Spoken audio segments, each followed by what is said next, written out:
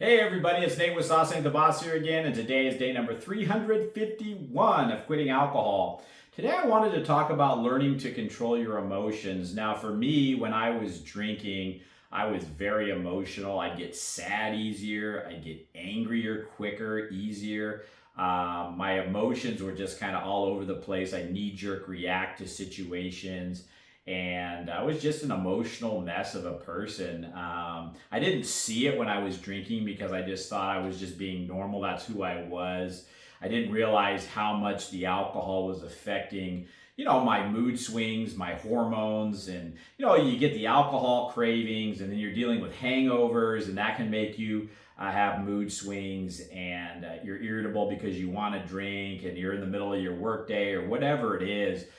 You're just going to find, I think, once you quit drinking, how much alcohol really was affecting your mood, your personality, and your emotions. And I think it's important too, once you quit drinking alcohol and you find yourself getting less emotional, to continue working on that and heading in that direction. Because I find when I get over emotional, even after I've quit drinking now, like I mentioned the other day in yesterday's video, when I had a bunch of things go on in a day that kind of fell apart, and the day just kind of got away from me in the direction that I wanted my will to head into. It just kind of spun out of control, and I found myself frustrated, kind of angry a little bit, and wanting to drink again. So if you can learn to control your emotions and just kind of, don't sweat the smallest stuff, so to speak. Keep calm, cool, and collected no matter what's going on. And just don't knee-jerk react to things. And again, it's easier to do once you quit drinking alcohol, and keep working on that. You're going to find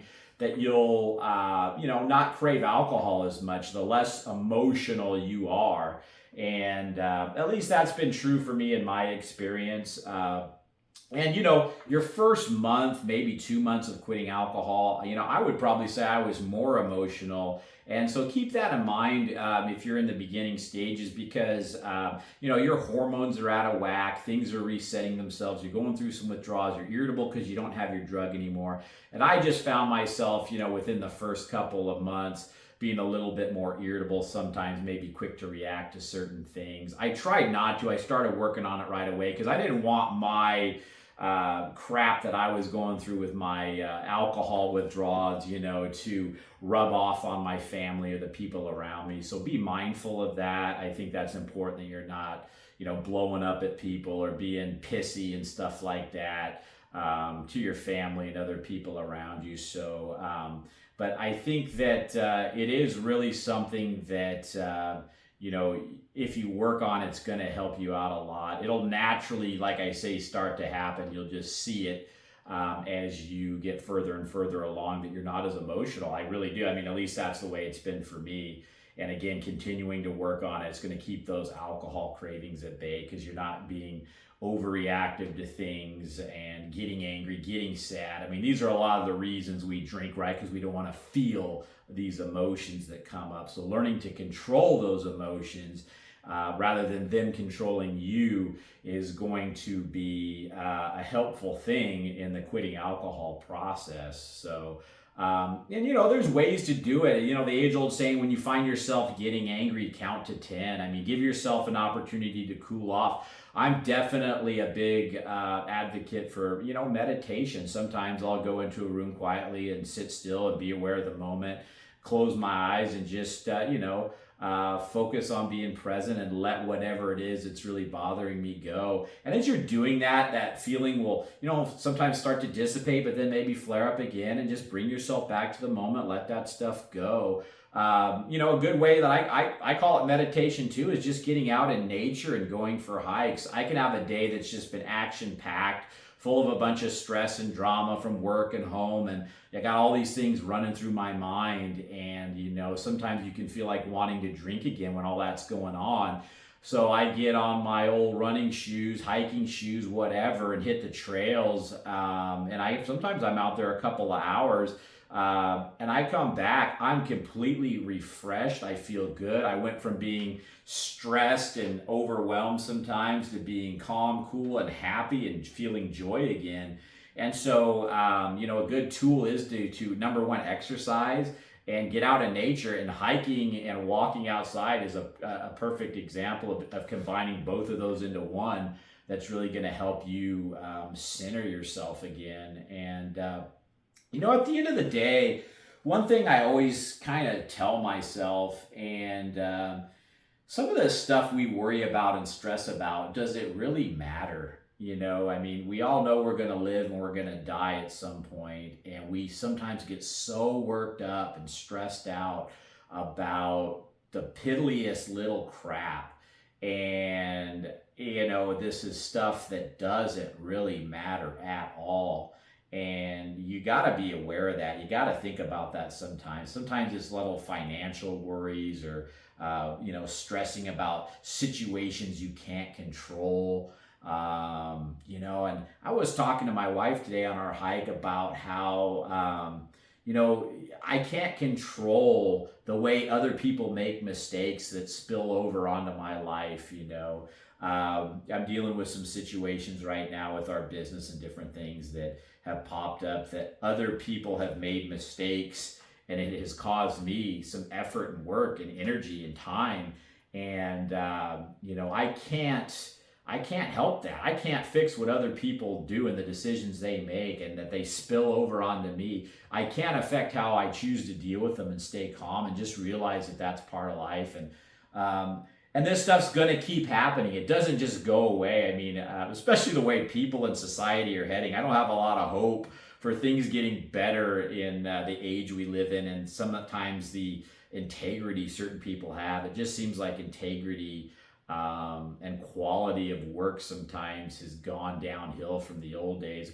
I sound like an old person talking about this guy. I remember in my day, coffee was 25 cents and people gave a shit, but there's a lot of truth to. I just see the direction we're heading, and I don't want to go too off on that tangent, but long story short, I was thinking about how we got enough to deal with other people's mistakes in the society we live in, and that kind of thing, to where if we're running our lives like crap too, if we're making mistakes and we're doing things that are negative that are affecting our own lives, and then we got to deal with the other crap that's going on that other people are doing around us, it can get overwhelming and snowball and get you to a place where you're just, you want to drink, right? I just got to get away from all this. And so that's where, once you quit the alcohol, you're also going to find life gets easier, because a lot of those bad decisions you were making because you were drinking and not thinking clearly and being hungover and poisoning yourself and all this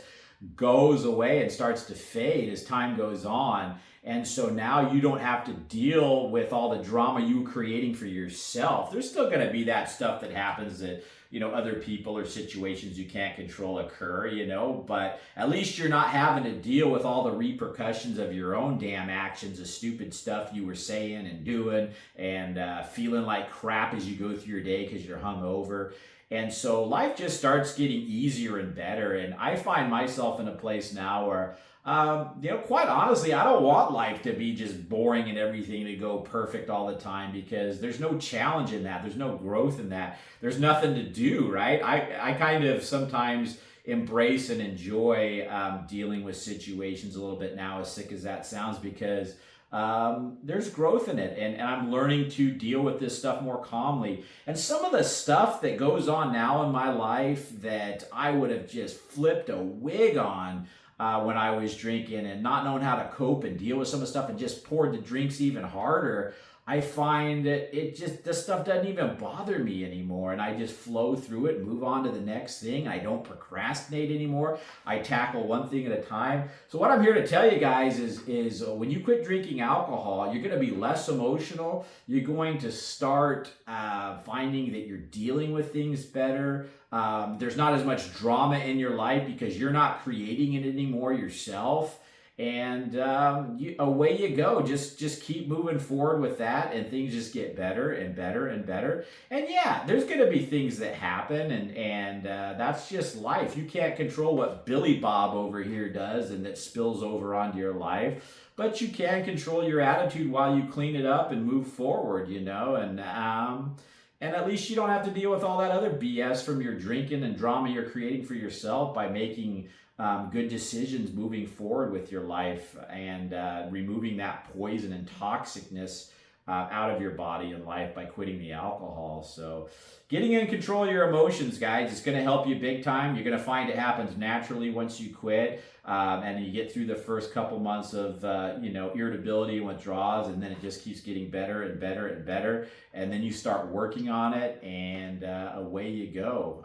So I hope you guys got something out of this video today. If you guys are enjoying these, please give them a like, subscribe to the channel if you can, and most importantly, remember, sauce ain't the boss. You are. You guys have a great day.